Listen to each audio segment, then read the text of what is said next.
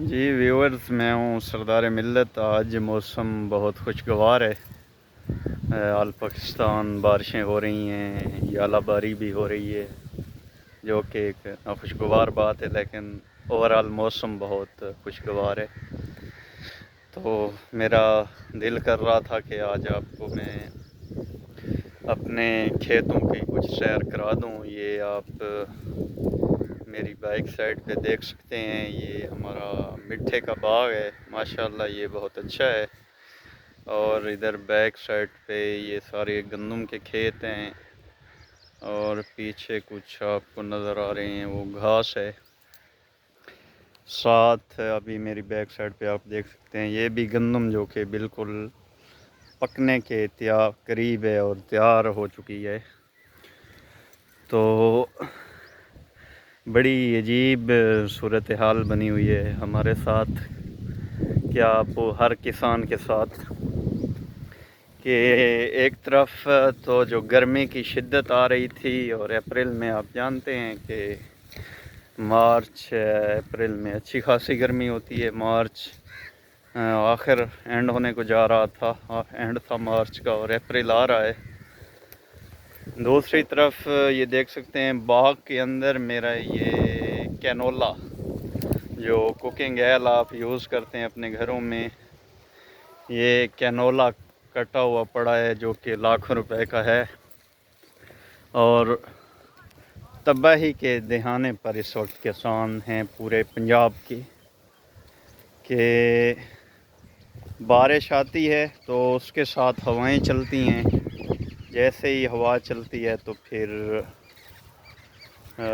گندم گر جاتی ہے، جس کی وجہ سے نقصان ہو جاتا ہے بہت زیادہ۔ دوسرا، جب کینولا یہ جو پیچھے نظر آ رہا ہے، جب اس کے اوپر بارش آتی ہے یا اللہ نہ کرے یالہ باری کی برف جب گرتی ہے، تو اس کو کہتے ہیں کسان تباہ دے۔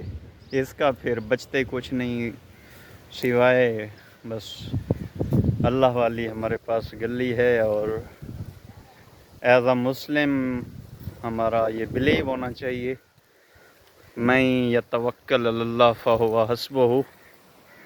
کچھ بھی ہو جائے، ایک تو ہم لا تقنطوا من رحمت اللہ، اللہ کی رحمتوں سے مایوس نہیں ہیں۔ دوسرا، خدا پر ہمیں توکل ہے کہ کچھ بھی ہو جائے فہو حسبہ، اللہ کی ذات ہمارے لیے کافی ہے۔ لہذا آج کل کسان بھائی مرجھائے ہوئے نظر آ رہے ہیں، پریشان نظر آ رہے ہیں۔ تو میرے بھائی، میں چند دن پہلے ایک ٹور پہ تھا شمالی لہجات کے، تو آج وہی سین، وہی موسم، وہی رونقیں، وہی چہچہاٹ، اور وہی فضا، وہی ہوا اپنے گھر میں فیل کر رہا ہوں، دیکھ رہا ہوں، اور آپ کو بھی دکھانے کی کوشش کر رہا ہوں جیسا کہ پاسبل ہے۔ تو جو نقصان ہونا ہے وہ تو ہو جائے گا، وہ واپس آنے والا نہیں ہے۔ تو یہ موسم کبھی کبھی ملیں گے ہمیں، ان سے ضرور استفادہ کریں اور انجوائے کریں اس موسم کو۔ آپ کی ذہنی، جسمانی اور روحانی صحت کے لیے یہ ایک اچھا موقع ہے، اس سے ہمیں فائدہ اٹھانا چاہیے۔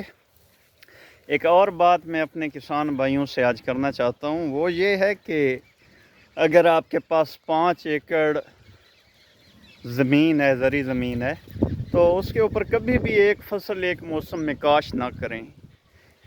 5 ایکڑ ہے تو کم از کم اس کے اوپر 5 فصلیں ہونی چاہیے، 1 ایکڑ کینولا ہونا چاہیے، 1 ایکڑ گندم ہونی چاہیے، 1 ایکڑ سورج مکھی ہونی چاہیے، 1 ایکڑ گنا ہونا چاہیے، 1 ایکڑ سبزی ہونی چاہیے۔ اس طرح میں نے یہ تو چند گنوا دیں، وہ آپ خود ڈیسائیڈ کریں کہ ہم نے کیا کاشت کرنا ہے۔ ہوتا اس طرح ہے کہ موسمی حالات جب ہماری فصلوں کو متاثر کرتے ہیں تو ایک فصل کا فائدہ ہوتا ہے، جبکہ دوسری فصل کا نقصان ہو رہا ہوتا ہے۔